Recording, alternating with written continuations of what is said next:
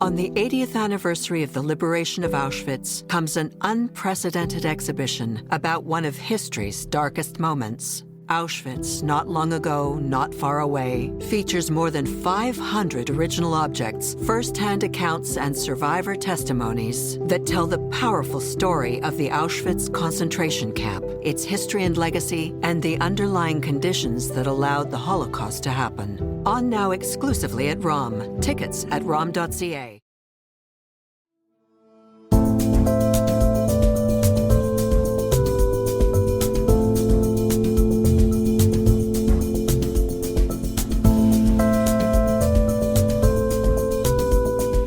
Hello and welcome to North Star, the flagship news podcast of the Canadian Jewish News.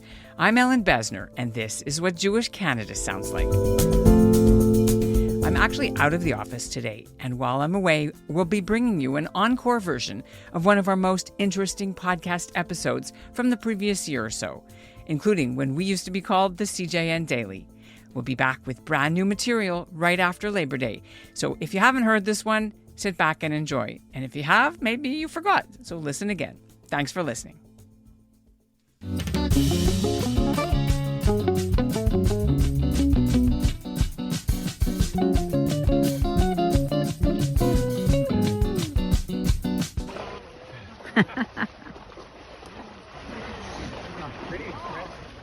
That's some video of a herd of elk prancing through the waters of Pyramid Lake outside Jasper.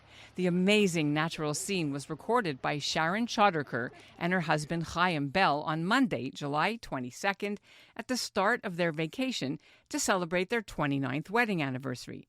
The sky was a bit smoky, but locals told them it was nothing to worry about. It's always hazy there during summer forest fire season. Hours later, though, when the Toronto couple was eating dinner in Jasper, they saw a gray wall of smoke block out the sky, and then each of them got an emergency alert message on their cell phones from the government. Evacuate Jasper within 3 hours due to an oncoming pair of forest fires converging on the town. The couple went back to their hotel, threw everything into their rental car, and joined tens of thousands of tourists like them, plus local residents and workers, and fled.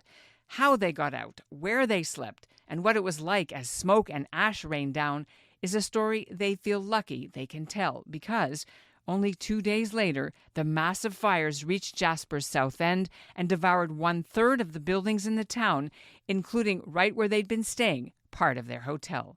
Emergency officials say the fires in the town are out, but those surrounding it are likely to keep burning for another 3 months.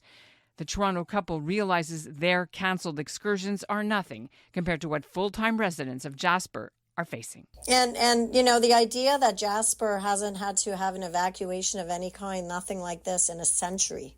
So, you know, they're used to smoke and to telling stories and having scares, but I don't think anybody thought this was going to happen. I'm Ellen Besner, and this is what Jewish Canada sounds like for Wednesday, August the 7th, 2024. Welcome to the CJN Daily, a podcast of the Canadian Jewish News.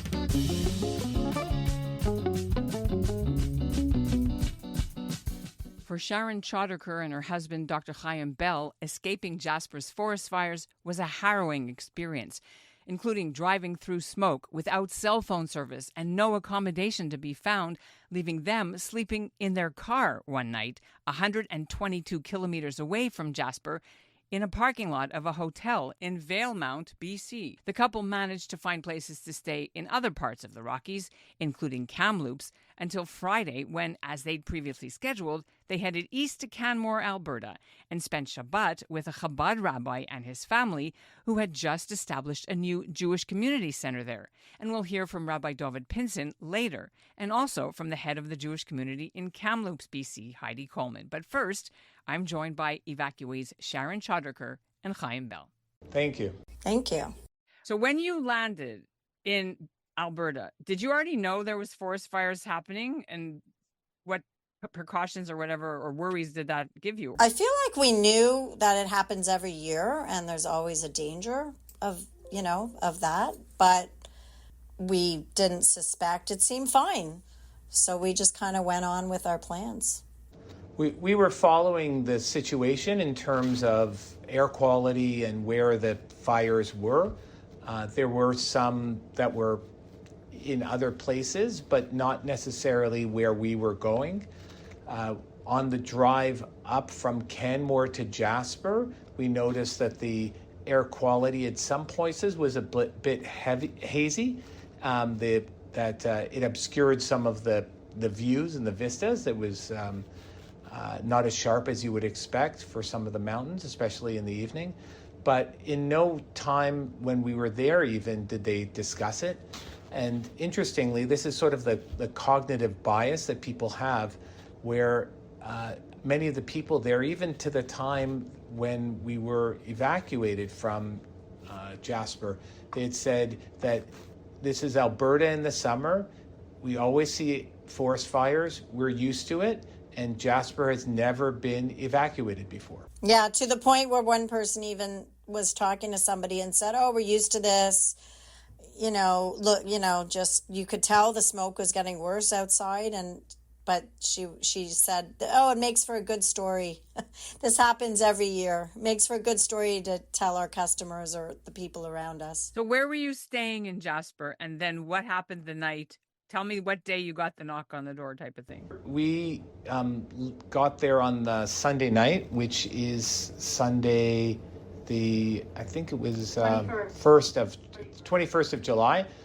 And we got there, and it was about 35, 36 degrees Celsius. We were staying in a lodge called the Takara Lodge, which is about a kilometer south of the town. We went there the next day. It was still a little bit hazy, but we were able to move around. It didn't seem as bad as the smoke that we experienced even here in Toronto last summer with forest fires. So it certainly wasn't at that time as bad as that. And then we had a very nice day. We went to Athabasca Falls. We toured around many of the sites around Jasper National Park. And we found out later that Athabasca Falls had one of the first, well, I don't know about first, but had fires there from the lightning, because it was a perfect storm of windstorm, hot weather, which they're not used to having, and lightning. So lightning hit Athabasca the day we were there, just after we were there, and caused a fire there. And luckily, just when we were coming back from Athabasca Falls, we were actually low on gas. So we happened to look to see where we were going out for dinner. And again, the air quality wasn't really bad at that point. So we went back, we filled up with gas, and we just went to our lodge hotel. We were sitting, having drinks, listening to some music on the patio. And then all of a sudden, at about 7:30, 8 o'clock... Nobody had any inkling of what was coming just in a few hours. A big wind then came, all of a sudden, and then everybody ran into the restaurant. And then from there, thunder, and then we left to go to our dinner. We had dinner reservations in the town. We decided to drive. We drove there, and while we were there in the town, it was as if a curtain of smoke was moving towards the town. We could see it outside. We looked out, and every time we looked outside, it looked worse and worse. And even just getting there, we realized it was smelling a little bit like fire. We still didn't really know anything. And you couldn't really see a blue sky. You couldn't really see the sun. You couldn't see that it was cloudy or anything. Again, the people there, and it's not their fault, but the people there were just saying, these are forest fires. This is what happens here. People started coming in and saying there's ash falling. And then we got into our car, and when we got into our car, a woman rolled down her window, or the window came down in a pickup truck. And at the same time, we saw there was a lineup of maybe 50 to 75 cars at the gas station. She basically said there's 85% chance of evacuation. She must have been a local. She just yelled it out the window. And still, we don't know what that means. What does evacuation mean? Where do you go? Who's in charge and such? We, fortunately, as I said, we had filled up our tank with gas. We got to the hotel, it's like a ghost town. The door to the main lodge is open. No one is around. We didn't know that there was no power until we went into pack. And by the time we went into pack, we had already gotten kind of the amber type alert on our phones. Both of us, evacuation of Jasper. Yeah, and just followed lineups. There was only one way to get out, so we followed thousands and thousands of other people going out. You can imagine it was at a snail pace. The highway north was cut off, the highway east was cut off, and the highway south was cut off. And so we all went west. The problem is that it's in the mountains and there's no cell phone reception. So when you're going, you don't really know. And of course, we don't have a map. Well, and we're just kind of going. We don't know where we're going, right? We were supposed to be there for another 3 nights. We don't know where we're going. And it's thousands of people. And we just kind of just got out of there and followed everybody until we got tired and decided to stop in at a hotel just to see if by some miracle they have a room, which of course they didn't. And then we just decided, we found like one of the last spots in the parking lot and just decided to sleep there. So we just kind of slept in our car. This was in Valemount, BC. This is where a lot of the displaced Jasper people were going to. They were absolutely tremendous hospitality you can imagine they were completely overwhelmed in these small towns. Yeah, I think people just got really scared, We were very calm, but I'm sure there were a lot of people who were very scared. Where did you get food? When we were in Calgary, we go out and buy a whole bunch of stuff. We bring a cooler, and so we had a lot of food with us. Cheese and all sorts of fruits and things that we were able to eat. Are you kosher? Yes. You haven't slept in a hotel bed. You're in a car. And then why did you keep going? So we had reservations in Lake Louise in a few days. Right. So we needed a few nights of somewhere to stay. So through a friend who helped us, we got reservations. We were able to find a place in Kamloops at Sun Peaks Resort, which is a ski resort. But the idea was that, and some people even went that far because the communication was that you didn't know how far to drive. How far do you need to get away from the forest fire? No one knew. And so they just kept driving. Yeah, we know people who drove 15 hours. I mean, we drove a lot, but we certainly didn't drive 15 hours more. Not that night. The scariest part was the first day and 24 hours. At any point, did you feel that you were unsafe? No, because I think they put out that alert so early and in time that, we didn't see flames. We did see the ashes were coming down on our clothes and on our things, but it wasn't like overwhelming. And, we were in Sun Peaks and we were talking to people who had a restaurant and a home. And I mean, for us, it was a minor inconvenience. For others, they didn't even know if their home was still standing, if their businesses were still standing. I mean, just minor inconvenience for us is terrible for other people. It's a terrible, terrible situation because we packed up the stuff that we had in suitcases because we were traveling. They're packing up their life possessions. And not to mention, there's so many people that come to Jasper from all over the world, young adults who are there without cars. They're there for the summer, or they're for a year, and they're working. But Ellen, you asked if we felt unsafe. It certainly wasn't the visions that you see from Fort McMurray's evacuation. We had that in our minds, though, the highways with the flames on the sides of the highways that you saw in the news back then for the Fort McMurray fire. I mean, that was in my mind. Luckily, we didn't see that. We did see areas, like I said, with, smoke and other things, but... Interestingly, while we were in BC, we saw also evidence of other forest fires that were happening in the various places that we passed along the way. From Kamloops south, and when we went around, it was really striking to see the extent of it, which we're not necessarily used to. Then you got to the Chabad house in Canmore at the end, and what a story you had to tell. What a story we had, and they were amazing and hospitable, and anybody going out west, go to Canmore Chabad and go visit them. They're amazing. I have to say, this has given me a fresh look or a different take and respect for fires and forest fires and the environment, and an understanding of how quickly things can change in the blink of an eye. And 200 to 300-foot flames. That's what these the people putting out the fires were trying to extinguish. I mean, impossible, to the point where they were told to leave. Like, they couldn't. Did you get your money back? Yeah, they didn't charge us. I don't know how that works, but we have 2 excursions too that we have not. We haven't even tried, to be honest. So whatever happens, you kind of like, you've left with your life. You're healthy, and you just kind of whatever. If we hear about it, that would be great. But if not, that'll be a little donation there in itself. Chabad in the Rockies has been open only for a few months. Rabbi David Pinson and his wife and 5 children have been busy establishing the new center in the Rockies. It's about 20 minutes from Banff, the gateway to the area. The Pinsons moved down there from Edmonton. They're expecting to serve as a hub for the many Jewish tourists vacationing in the region, but also attracting the scattered local Jewish residents. The Pinsons also opened a kosher kitchen to cater destination weddings, bar mitzvahs, and conventions.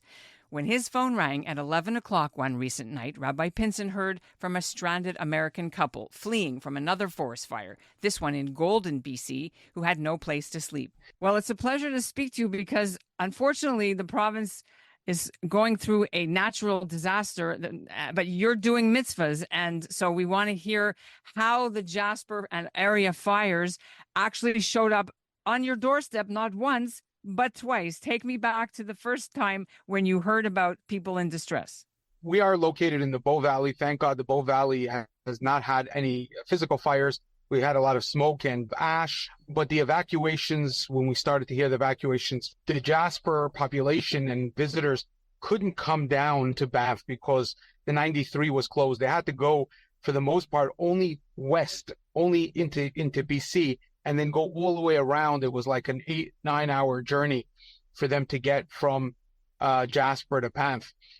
Then in Yeo National Park, the town of Golden was evacuated as well.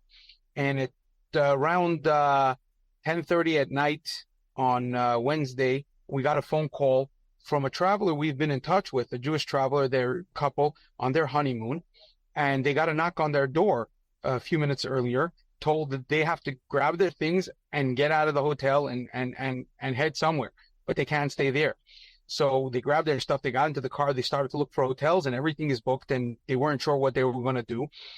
So they called us, and they were wondering if we knew a place where they could stay for the night until they figure things out. And, it's 11 o'clock at night. We didn't know who we can call. But then we realized that we had sitting in our driveway a mitzvah tank, a motorhome that was donated to us, and we haven't had a chance yet. We were still waiting for some funds to get together in order to paint the outside and have it as a Chabad house on wheels that would go around the Canadian Rockies, helping people put on tefillin, provide kosher food. And we haven't decked it out yet to a mitzvah tank, so it still had some beds in there. It took about an hour and a half, and we were able to get the water to work and set it up, put some linen on the beds and stuff like that. And the mitzvah tank was able to do a mitzvah we would not even attend. For it to be a couple was able to spend their honeymoon and not have to park something on the side of the road in their small car. And we were thrilled to be able to do that mitzvah. It was an honor and a pleasure. There was another Jewish couple that was affected by the fires that cut their trip to Jasper short and came back to the Bow Valley and spent Shabbat with us as well, where we had a minyan, we had Shabbos meals, and a tremendous, beautiful atmosphere. And, it's hard to think of such a beautiful place like Jasper that is going to take years to rebuild and get back its beauty. But we're thankful that the other 3 of the 4 national parks are, were spared from the fire, and the smoke cleared up, and the travelers were able to continue their trip. As we pray and add to our tefillot, obviously thinking about our brothers and sisters in Israel first and foremost, but then we also think about the Jewish families that we know live in Jasper. There are a small number, and also in Yoho there's a small number. We're all part of one community, the Canadian Rockies, the Jewish community of the Canadian Rockies. In our hearts, we're thinking of that, and we hope that they'll be able to recover from the situation there and rebuild. You have a personal knowledge of this more than most people might realize because you lived in Edmonton, right, as a Chabad Shaliach for I don't know how many years. So So did we you were in ever? Edmonton for Yeah, 20 years. 20 years. So Yeah, you must know that park yourself. Did you ever camp, correct. Jasper? Oh, we've been there many, many, many times. There's a family in Jasper. I haven't got through to them yet, but years ago I gave a boy bar mitzvah lessons. We always love to travel to the Rockies, and we've been saying for years that there needs to be a Jewish presence in the Rockies. There needs to be a place to daven. There needs to be a place to get kosher, and it was always a dream. While we were in Edmonton, we've made Shabbatons 3 times where we brought the Edmonton Jewish community to Jasper and koshered a lodge with a bunch of cabins where the community was able to celebrate Shabbat together for a weekend. And there's a lot of fond memories, Jasper, and it's hard to think what it looks like now when we look at the pictures. It hurts. It hurts. It's not every day that the premier of Alberta gets up and starts crying on national television. We've had tragedies before, but when you're dealing with such a beautiful place, when you're dealing with a place where you come to the mountains, and you connect to God, you see the niflaot haborah, the wonders that God created, the amazing beauty that you have, and you think of the loss, the fire. It's understandable why it's so painful. And God willing, in a short time, they'll rebuild, and it'll be again a place where people can come and visit and see the beauty that Hashem created.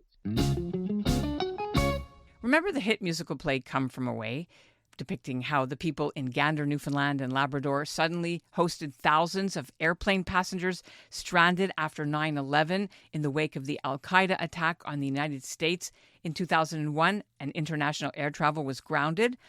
It sort of felt like that for Heidi Coleman, the president of Kamloops, BC's Jewish community, after she saw a bus deposit a group of 17 bewildered Jasper evacuees beside the local hockey arena and drive away. Coleman happened to be at the arena for a BC lottery event, and she noticed the shell-shocked group, mostly employees from an outfitting company that offers boat cruises and ice field excursions, but also several tourists who didn't speak English.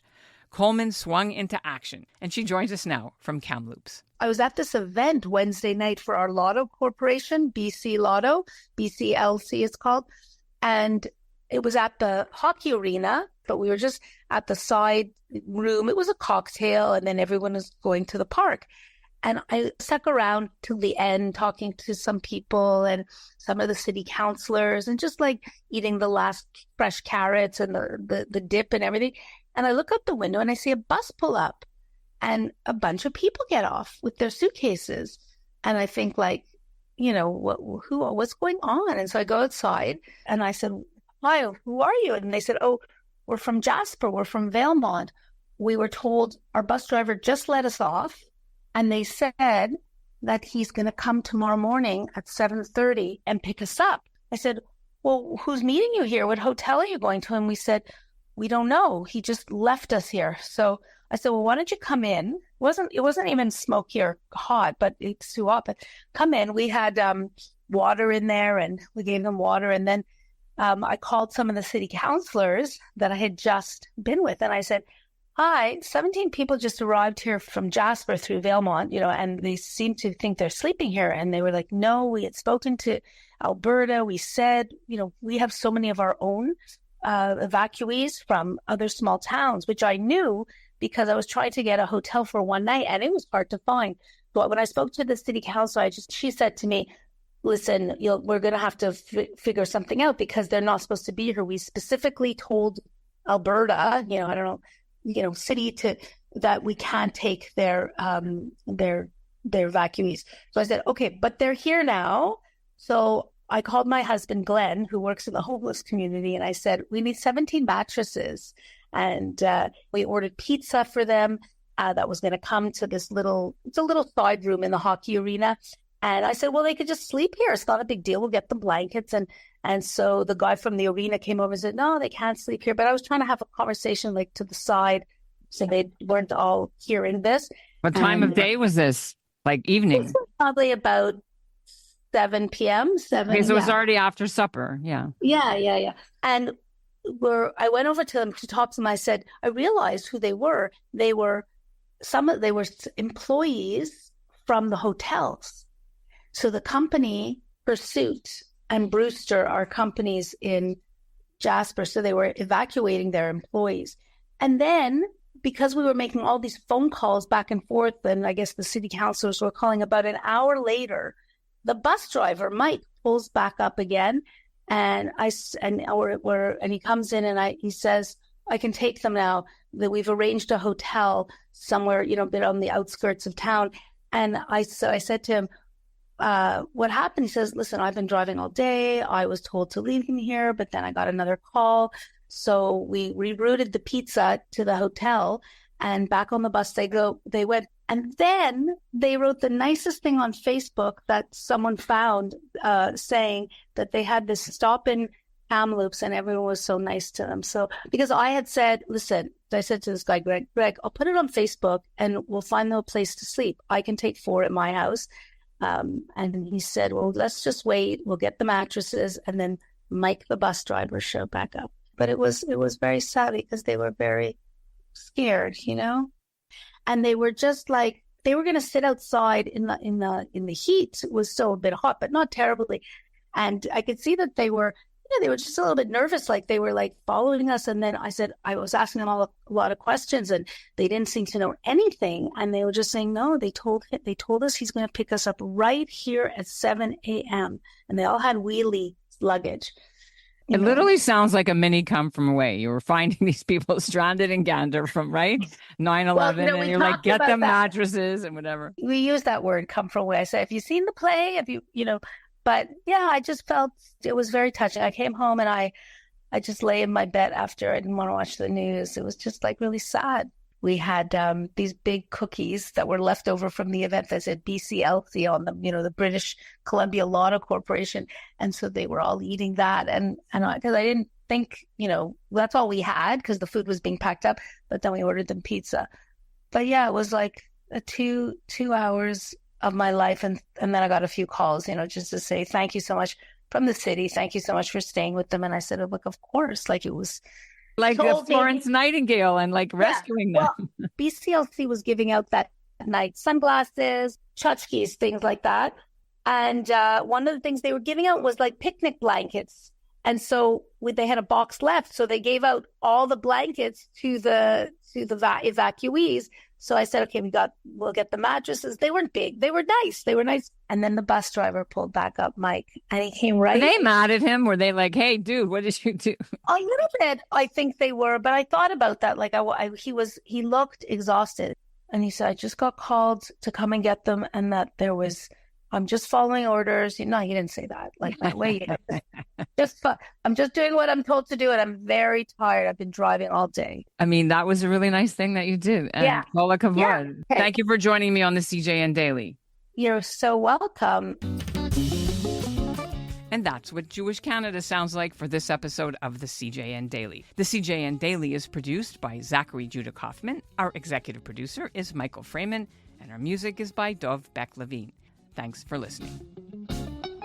On the 80th anniversary of the liberation of Auschwitz comes an unprecedented exhibition about one of history's darkest moments. Auschwitz, not long ago, not far away, features more than 500 original objects, first-hand accounts, and survivor testimonies that tell the powerful story of the Auschwitz concentration camp, its history and legacy, and the underlying conditions that allowed the Holocaust to happen. On now exclusively at ROM. Tickets at rom.ca.